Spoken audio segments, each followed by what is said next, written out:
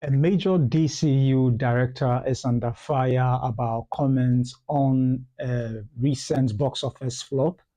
A legendary Japanese filmmaker receives lifetime honor, and a New York Film Festival shines a light on Caribbean stories. We are connecting the dots on controversy, legacy, and representation in today's film news. I'm Papa Otu, and this is the Film Mandate. Stay tuned.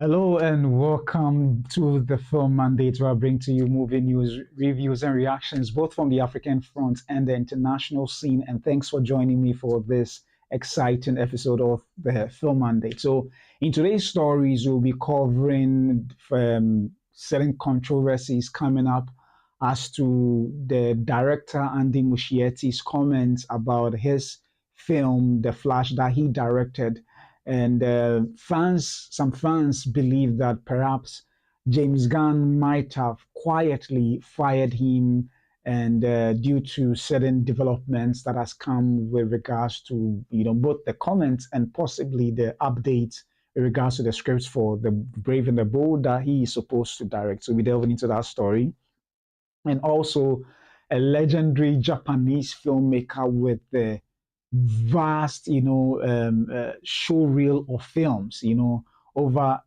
quite a lengthy period of time being in the film industry, will be honored at the Tokyo International Film Festival. And this legendary director is none other than Jody Yamada. So Yoji Yamada. So we're taking a look at that story as well. And then we'll shift from that to a New York Film Festival called, or rather, a film festival returning to New York called the African Diaspora International Film Festival, putting Caribbean films center stage and giving it quite some needed spotlight. So we'll be taking a look at all these stories right here on the Film Monday. So let's delve into the very first story. And starting with the very first story, I mean, with the appointment of James Gunn and the new leadership of the Warner Brothers and DC Studios came with plans to reboot the entire DC cinematic universe. And as they unveiled the plans, one of the films that was stressed on, or most people were anticipating, was the Batman film titled The Brave and the Bold, which would have Batman and Robin be center stage of this particular production. And as a result of that, James Gunn and his team named Andy Muschietti, then recently having directed The Flash, to helm this particular production. Well, over the period of times, a number of scoopers and film pundits with industry insights have commented that it looks like Andy Muschietti will not be the one directing this particular production. The details of which, for some of us, we are not privy to, except for those who have insiders who might have offered information or two concerning what is happening. But well, it looks like recently Andy Muschietti has been in the news again with some fans not happy as to what he might have said concerning the film he directed, The Flash, with regards to the box office receipts that came up. That indicating how poorly the Flash movie was received. And let's take a look at the Fandom Wire newspaper, online or website, to take a look as to what he said. So this is what he ended up saying. Let me quickly go to the page. Yeah, so this is what he ended up saying. Yeah, pardon me. It looks like I've lost my train of thoughts here. Okay, so let me just read it from, yeah. So Andy Muschietti ended up saying that, pardon me, it looks like yeah. So yeah, so Andy Muschietti ended up saying that with regards to the 2023 Flash film, a lot of people, that is in his own words, says that a lot of people just don't care about the Flash as a character. And he went on to say that it didn't resonate with, the four quadrant audiences and female audiences and a whole lot. And I think for for that, some people didn't take it lightly, and he came under fire as a result of that. But I think the comments he made, I can understand. Maybe it is from a very unique perspective, talking to certain people he knows, that gave him the impression that perhaps the Flash character is not popular. In his own words, he did say that.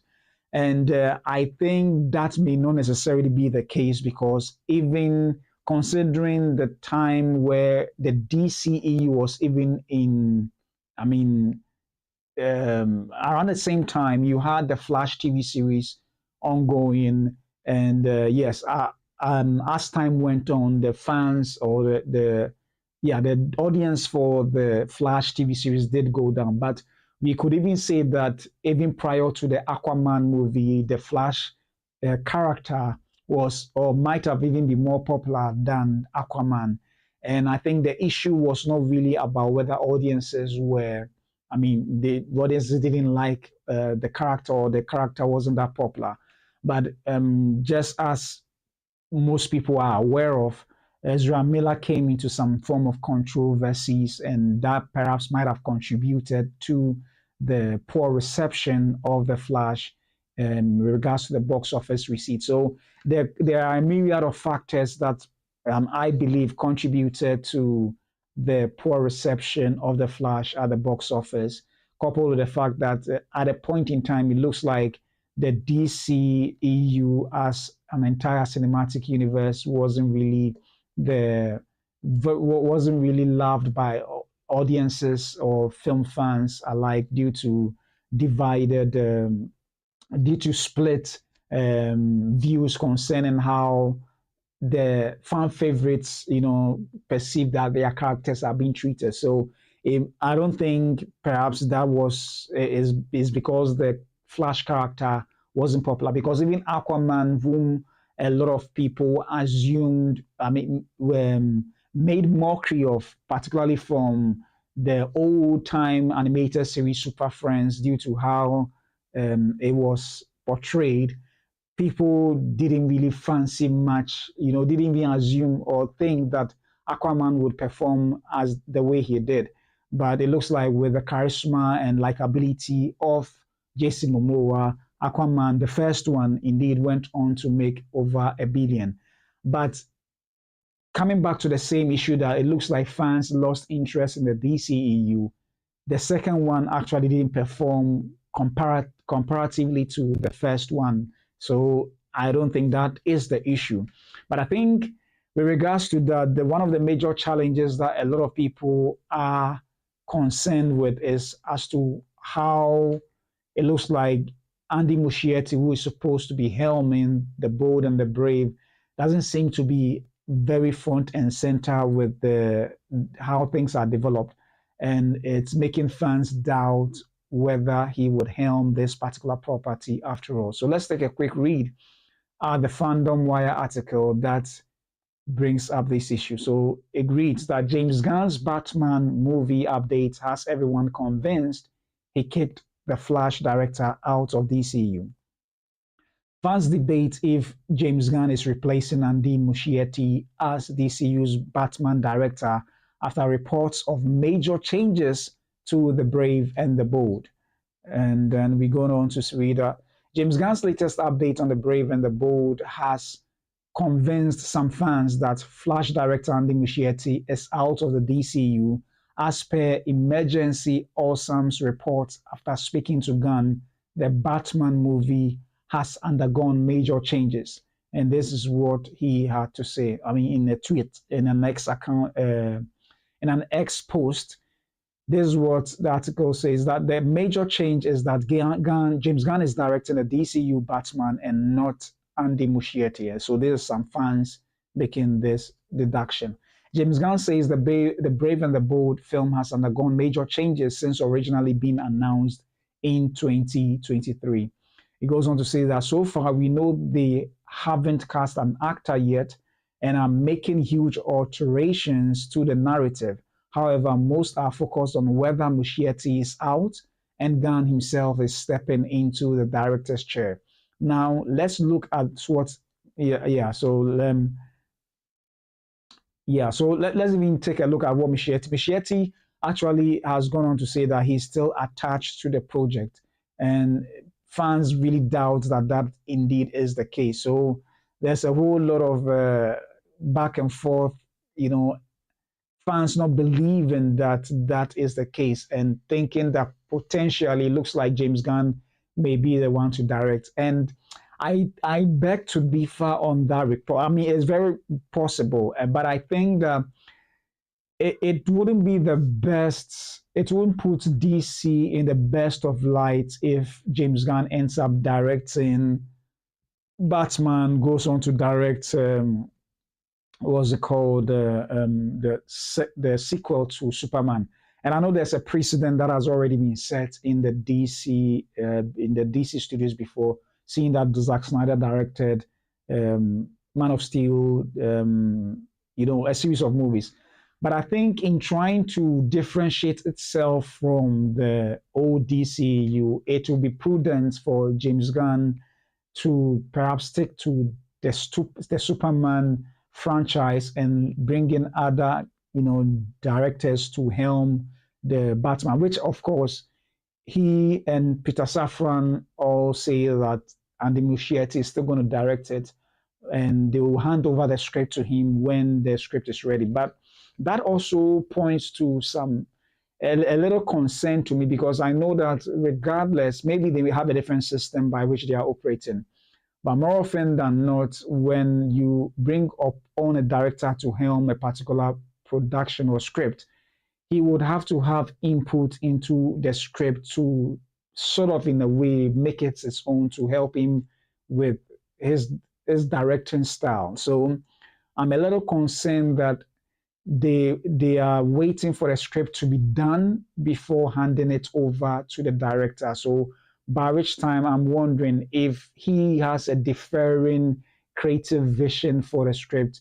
It doesn't mean the whole production will be delayed all over again, or is the director under contract compelled to stick to how the script is and direct it, even if he or she may not be happy with it. So those are some concerns that I have in regards to the statement that they are waiting for the script to be done before they hand it over to Muschietti. So it is a little bit, I mean, I can understand James Gunn being the head of the studio to be very updated about the script and perhaps give his notes as to how the script is supposed to go, because he has the overarching vision for the DCU.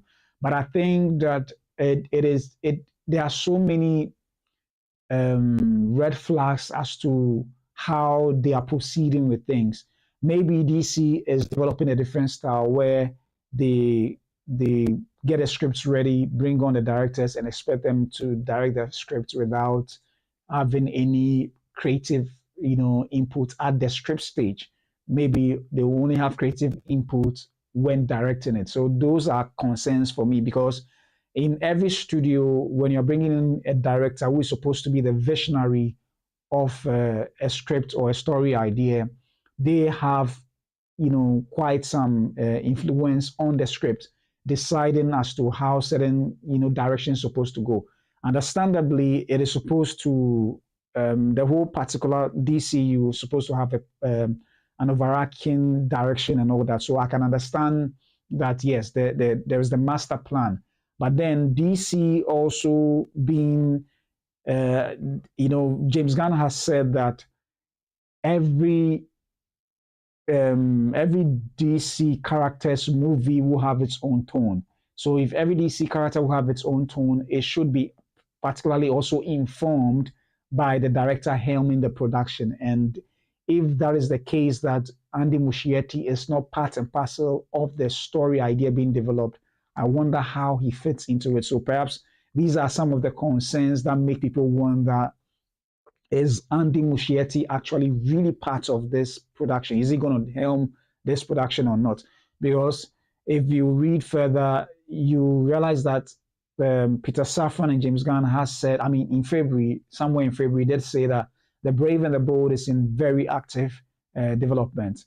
And quite recently, James Gunn has said that the script has undergone some major changes. So meaning that if Andy Muschietti was part of the production way earlier on, I mean, the development of the script way earlier on, it means that now the story idea might have deviated entirely from what he had in mind for the script. So these are concerns that are coming up, and it is quite concerning for DC fans who want to see this happen.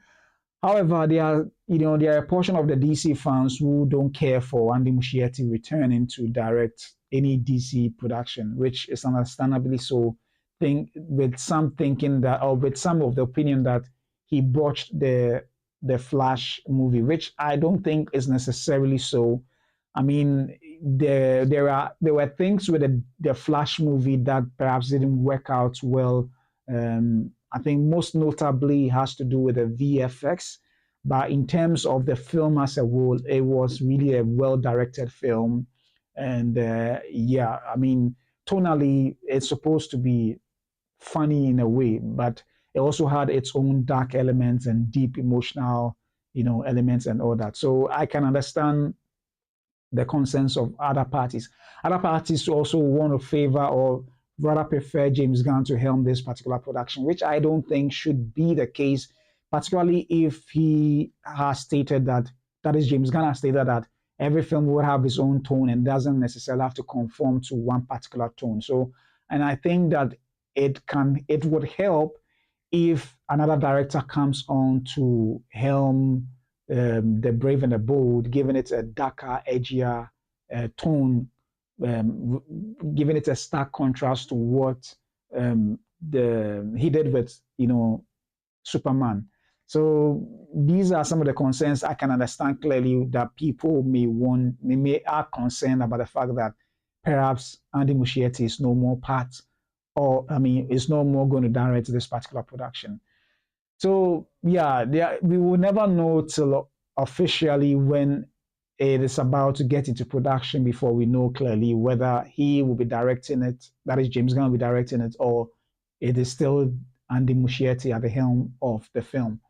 So let me know what you think. Do you think that Andy Muschietti's comments about the Flash is potentially or has potentially caused him to lose this, which I doubt, or perhaps the previous comments he did make that he doesn't even know what is happening may be the case, or is he still directing, or would you prefer another director to helm this particular production? Whatever your thoughts may be, kindly leave it in the comment section below. So moving on from the DC universe, we now move to Japan, where a film festival is being organized, and aside the regular activities that they'll be having, they are about to honor one legendary Japanese filmmaker, and that is Yoji Yamada. Yoji Yamada, a 93-year-old filmmaker who is still doing productions to date. He's still doing productions to date, and that is quite exciting. Honestly, I must be, I didn't know about him, but in doing the research for this particular article, I discovered an amazing roster of films that he has done. And not just that, but in the short period, in the time period of, in a period of 63 years or so that he's been doing movies, he's done 91 movies, and also has a Guinness Book of Records for creating a film franchise that is the longest ever, recorded in the Guinness Book of Records. So let's take a quick read at what the Hollywood Reporter said about him. So Tokyo Film Festival to honor Yoji Yamada with Lifetime Achievement Award with 91 films over 64 years. So pardon me. So with 91 films over 64 years, including the beloved Tora-san series and Oscar-nominated The Twilight Samurai, Yamada will be celebrated for his tireless contributions to cinematic heritage. And that is him in your short. That is him. So this is what the article says, that in a tribute that's as overdue as it is fitting, the 38th Tokyo International Film Festival will present its Lifetime Achievement Award to filmmaker Yoji Yamada, whose extraordinary career has spanned more than 6 decades and nearly the entire post-war evolution of Japanese cinema.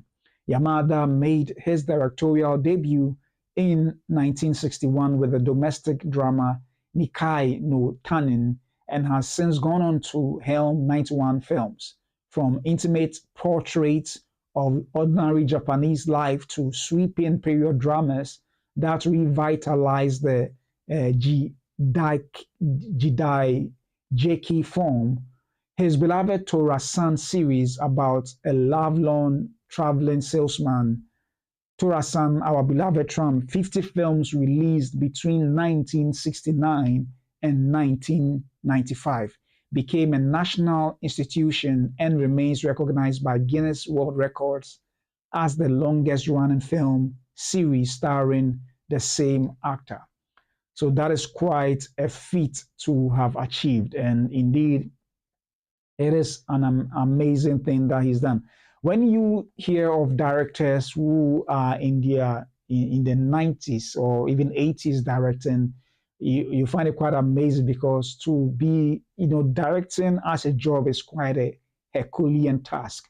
I mean, you are the shepherd of the entire production. Even though there are heads of various departments, you have to be able to bring pitch your vision to them and help bring all these together and make it, formidable for the film to be made. So to be in their 90s and still directing, like you have Clint Eastwood and other people still directing, it is such an amazing thing to do. And at 93 years old, his film actually is still, he has a film that will still be screened at the, Tokyo International Film Festival. And let me see if I can come up with a name. So he has a film. Let me see. I'm trying to come up with the name. Pardon me. Yeah. So he has a now 93. Yamada remains tirelessly at work. His latest feature, Tokyo Taxi. So his latest feature, Tokyo Taxi, a remake of the French drama Driving Madeline, will screen as the festival centerpiece title before its national release on November 21st. So he's still working, not resting at all. And that is quite an amazing thing that he's doing, even at the age of 93. And that is quite amazing. And I feel like, well, just as the article said, it's been long overdue, but it's also very fitting that he received this acknowledgement at the age of 93. And these are the four, bearers of filmmakers that we need to always honor. I know some have come before them, but for what they've been able to do over these long careers of theirs, it's actually history unveiling before our very eyes. Our history still alive with us. And I'm glad that the Tokyo International Film Festival has seen it fit to honor this legend of a filmmaker. When I chanced upon this article, I'm like, no, I need to watch all his films if I can afford to. And that is 91 films. That is amazing. 91 films. Honestly, I don't think I'll be able to watch it all, even in my lifetime, because there's quite a lot to watch. But I will do my best to watch as many as possible and learn from such a wonderful director like him. And Asian directors are some of the wonderful, talented directors you can ever find on this God's green earth. And Indeed, it is an honor to have known that there is a director of this, stature who is going to be honored. And at this very festival, not only him would be honored, but they are also going to the Tokyo Film Festival will also be honored as well. I mean, they'll be honoring other um, um, filmmakers as well. So we'll be having Chloe Zhao of Eternals, and recently I think she directed a film. I've forgotten the title, but a film that has some Oscar buzz around it as well. So she will be honored as well at the event. And Lee San Il also will be receiving some prestigious prize as well. So indeed is quite an honor to see that these directors will be honored. And not only that, but Yamada also has received numerous other honors in Japan, including that of one for Minister of Education Award for Fine Arts, and the Mainichi Art Award in 1970, and the Kikuchi Kan Prize in 1972, and also the medal with purple ribbon and the Asahi Prize in 1996. The Order of the Rising Sun Gold Rays with Rosette 2002, and recognition as a person of cultural merit in 2004, and then membership in the Japan Art Academy in 2008, and the Order of Culture 2012, and designation as an honorary citizen of Tokyo in 2014. So he's received quite a number of recognition as well. But he's done quite some wonderful films as well, just as I mentioned, the Twilight Samurai, which was Oscar nominated. And it is amazing to see this, to see him being honored in this way. So the 38th Tokyo International Film Festival will run from October 27th to November 5th. So be on the lookout, and if you could get opportunity to watch it online, do so. So let me know what you think about this honor being bestowed on this wonderful legendary of a filmmaker. Whatever your thoughts may be, kindly leave it in the comment section below.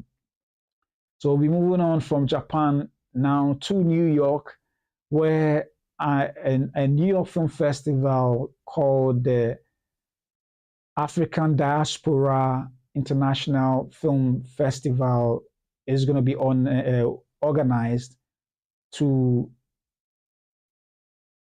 provide attention to Caribbean films, in the diaspora. So let's take a quick look at an article published that details the story. So an article published on Fox 2, and this is what it has to say. The Caribbean stories take center stage as the African Diaspora International Film Festival returning to New York. Now entering its 33rd edition, ADIFF, continues its mission to expand cultural awareness and spotlight diverse voices within the global African diaspora. New York, October 20th, the African Diaspora International Film Festival proudly announces the Caribbean lineup for its 33rd edition, running November 28th to December 14th, 2025, across New York City venues, including Cinema Village, The Forum, and Teachers College, Columbia University. Now entering its 33rd edition, ADIFF continues its mission to expand cultural awareness and spotlight diverse voices within the global African diaspora. This year's program places a special emphasis on Caribbean cinema, celebrating groundbreaking storytellers from Curacao, Bonaire, Jamaica, Guadeloupe, Martinique, the Dominican Republic, Trinidad and Tobago, Haiti, and Canada. So these are the films that have been presented. I will just rush through a number of them. So these are screenings that will be had there. Village Keeper, Canada 2024, Sugar Island, Dominican Republic 2024, Fanon, Guadeloupe and Trinidad and Tobago 2024, And also, we'll be having the Felix Day Roy celebration as well. So there'll be a number of activities organized all over to celebrate filmmakers and their films at this festival as well. But they will also be having a mini virtual festival as well. And the selection will include 9 African and African diaspora titles set in Egypt, Kenya, Morocco, Algeria, Canada, Belgium, France, Tunisia, Senegal, Cameroon, Nigeria, and Guinea-Bissau. And tickets are being sold, but are quite a relative affordable fee to enable a lot of people to participate in the event as well. And I think it's such a wonderful thing that they are doing for 33 years. And I've always been saying, if not for these particular events that are organized quite frequently, barely would you have a number of these films actually receiving this limelight. I mean, to be in the limelight like this for the global community to know that these films exist. And indeed, more and more of these events ought to be organized to bring a lot of African films, whether be it from the main continent or the diaspora, receive such needed attention. And I'm glad that they are focusing on the Caribbean films or films from the Caribbean in particular being the main center stage for this event. So indeed, it is a good thing happening. And it looks like this year indeed has given the opportunity. This year we've seen a lot of film festivals actually giving opportunities for African films to receive the spotlight.